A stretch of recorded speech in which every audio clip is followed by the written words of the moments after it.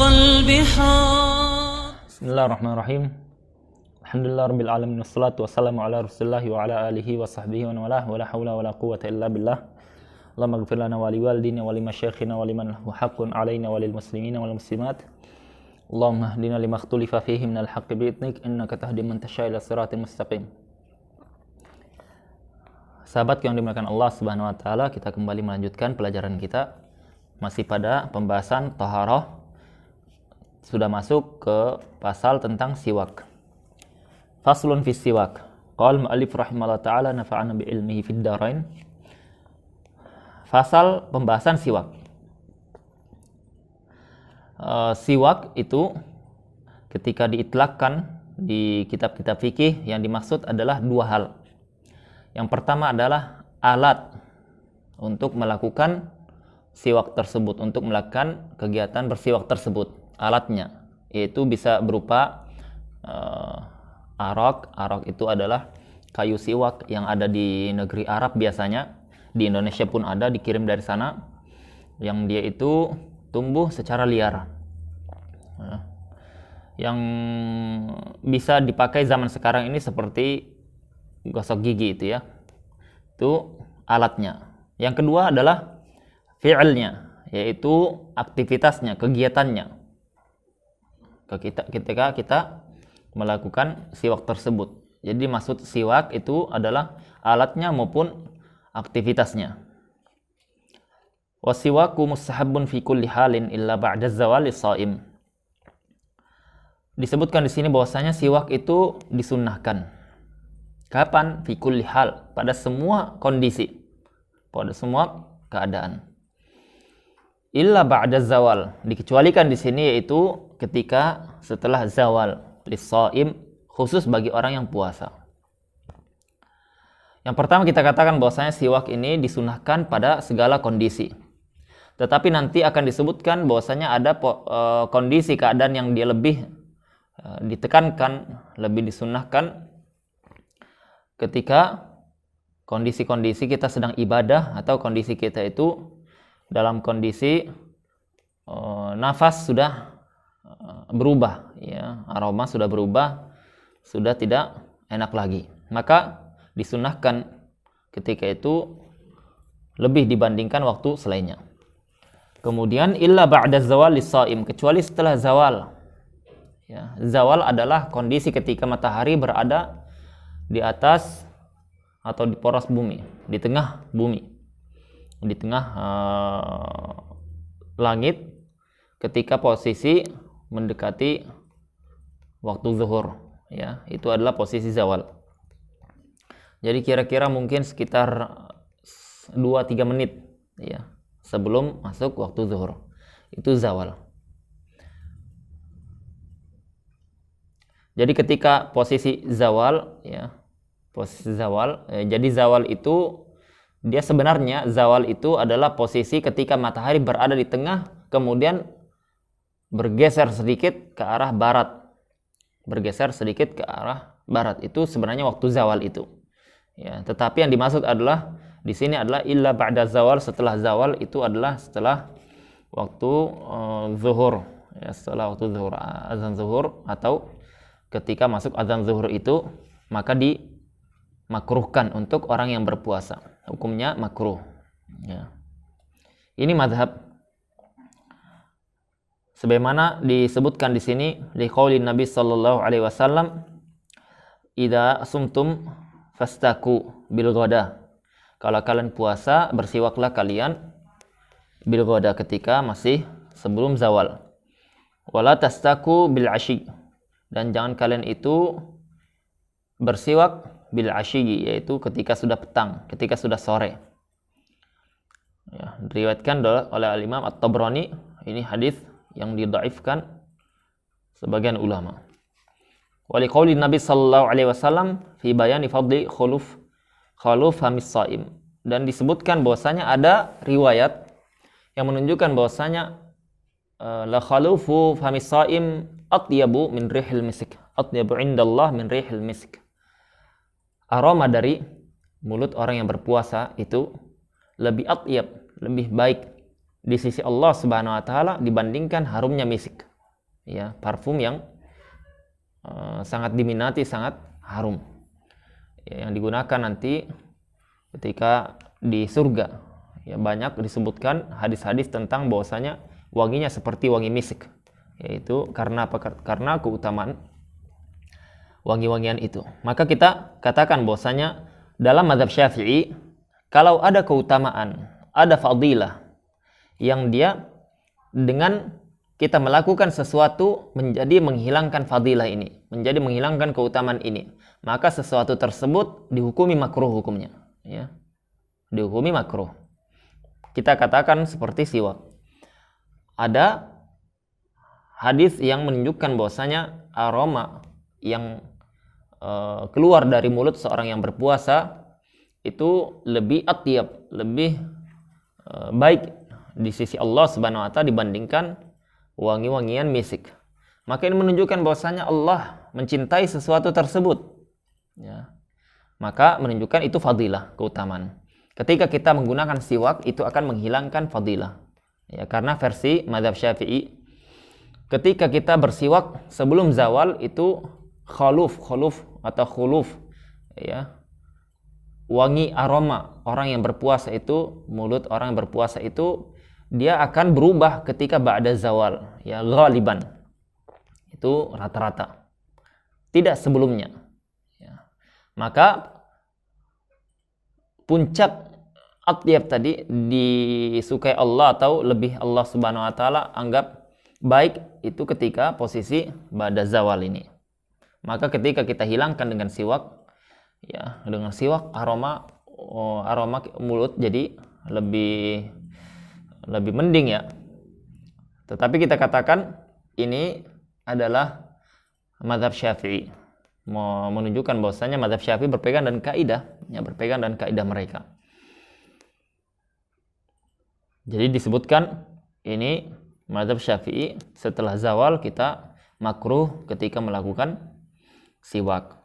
Baik itu dengan arak, dengan yang tadi batang siwak itu, atau kita menggunakan sikat gigi, ya, tanpa pasta gigi maupun dengan pasta gigi. Maka hukumnya makruh, ya. Hukumnya makruh. Jadi bukan kalau misalkan masuk, ya, kalau ada pasta gigi sampai masuk itu batal kalau masuk. Kalau dia tanpa pasta gigi atau dengan pasta gigi tapi tidak masuk, itu hukumnya makruh menurut mazhab Syafi'i. Meskipun kita dalam masalah ini masalah yang ringan, mudah, ya. Imam An-Nawawi rahimahullah taala menganggap bahwasanya pendapat yang dia pilih keluar dari mazhab, yaitu mengatakan bahwasanya tidak ada makruh. Kenapa? Karena aroma itu bukan dari mulut sini, bukan dari mulut yang kita bersihkan pakai siwak, tetapi dari maidah, dari bagian dalam tempat pencernaan, itulah yang menyebabkan keluarnya aroma yang tidak enak itu, yang di sisi Allah Subhanahu wa taala atyabu, lebih baik dibandingkan aroma misk. 6. Jadi selesai masalah itu. Wa huwa fi salasati mawadhi'a asyaddu istihbaban, dan bersiwak ini kondisi pada 3 kondisi lebih asyaddu istihbaban, lebih disunnahkan lagi. Lebih disunnahkan lagi. Inda taghayyuril fam. Yang pertama inda taghayyuril fam, ketika aroma mulut sudah berubah. Min azmin, dari sukut tawil, dari diam yang lama, yang ketika tidak makan, tidak juga berbicara, maka berubah aroma itu. Karena itu tadi sebenarnya aroma yang keluar dari mulut itu berasal dari dalam perut. Karena kita makan, karena kita minum, sehingga ada proses di situ dan ada penguapan. Ya, uap itu yang naik ke atas karena panas dalam perut. Ketika naik ke atas, itu akan terkumpul dia di daerah mulut. Ketika kita berbicara, aroma tersebut keluar, ya, keluar. Kalau kita sering berbicara, maka orang yang sering berbicara, maka ini yang kita lihat faktanya bahwasanya dia akan perubahan aroma itu tidak terlalu kelihatan. Karena apa? Aroma yang tidak sedap itu keluar, ya. Tapi kalau dia sering tutup mulut, sering diam, ya, sering tutup mulut. Jadi itu akan numpuk di bagian mulut. Jadi ketika berbicara akan sangat tidak sedap, ya, tidak enak. Bukan berarti Pak, kita diperintahkan banyak bicara, bukan, ya, tetapi kita melihat dari sisi disunnahkannya kita bersiwak itu lebih disunnahkan ketika perubahan mulut ini, aromanya. Yang kedua, wa ghairihi wa 'indal istiqadz minan naum. Ya. Dan selain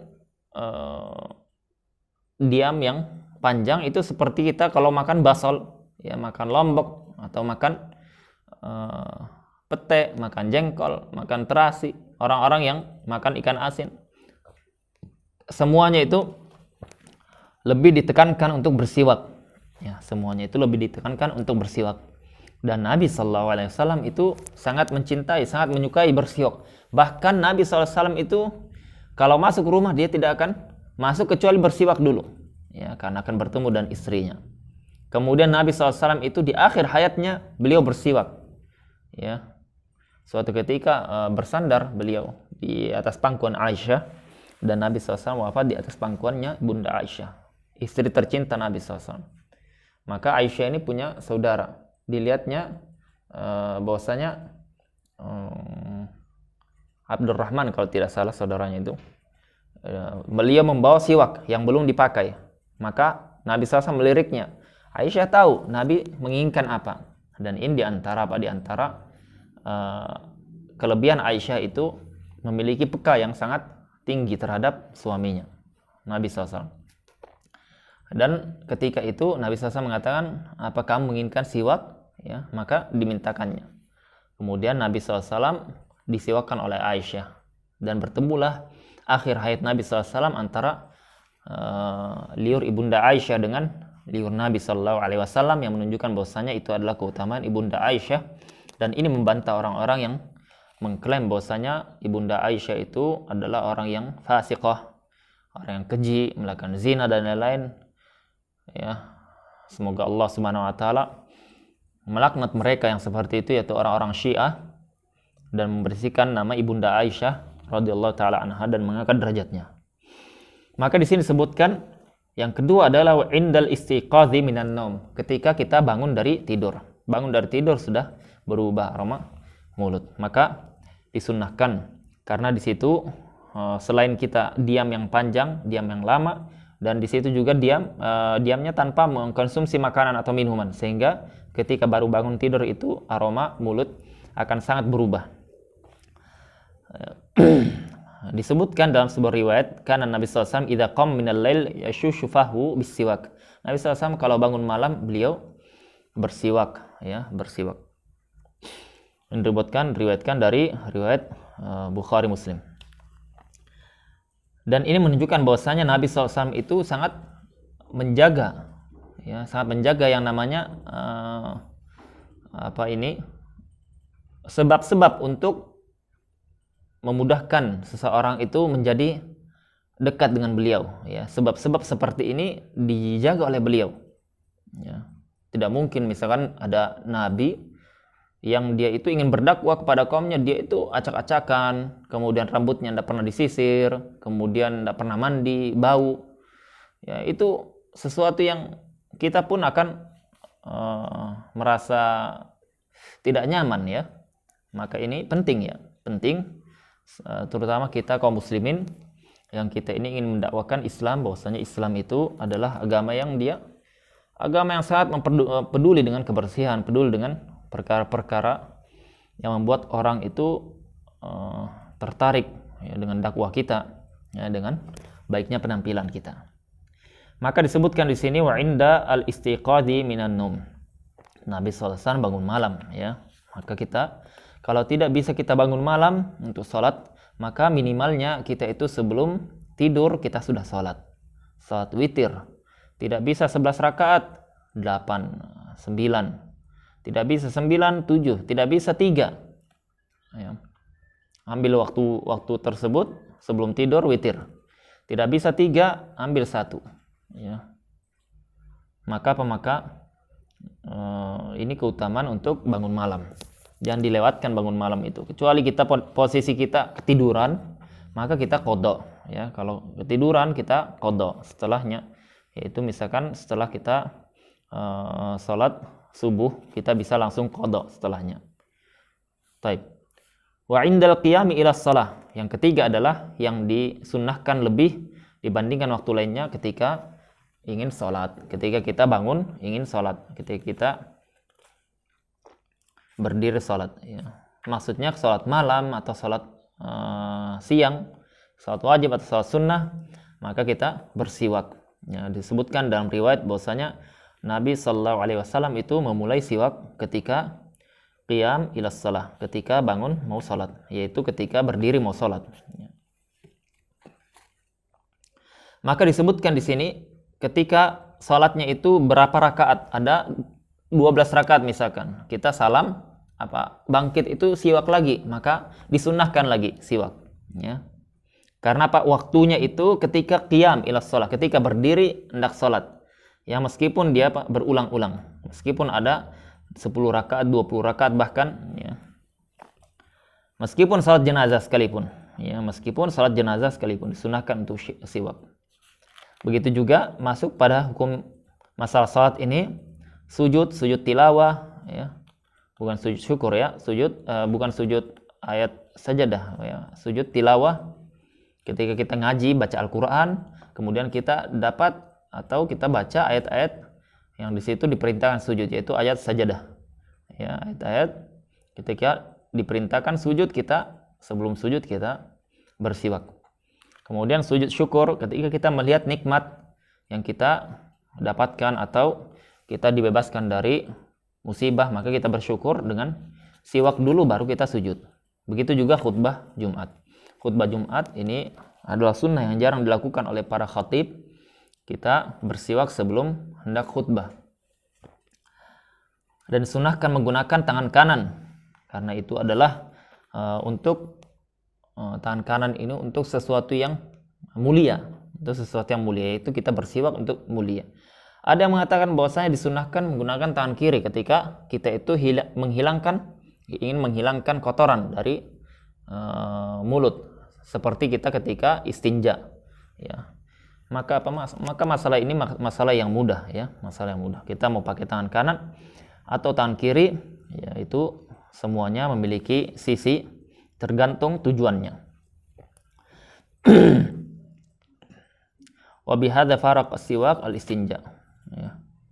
Ya, dikatakan bahwasanya perbedaan antara siwak dan istinja. Kenapa siwak disunahkan tangan kanan? Karena dia untuk sesuatu yang mulia, ya, sesuatu yang mulia. Ya, jadi tidak mesti kita itu bersiwak karena ada kotoran, tidak mesti. Misalkan kita baru mandi, sudah kita gosok gigi, kemudian kita mau sholat setelah itu, kita posisi dalam kondisi masih segar nafas ini, disunnahkan tetap kita bersiwak. Kenapa? Karena bersiwak itu bukan tujuan utamanya untuk menghilangkan kotoran dalam mulut, tapi tujuannya untuk at-takrimah, yaitu mengikuti sunnah Nabi Sallallahu Alaihi Wasallam ya, pada posisi kita hendak sholat. Itu perbedaan antara siwak dengan istinja. Beda, istinja itu adalah menghilangkan kotoran, ya.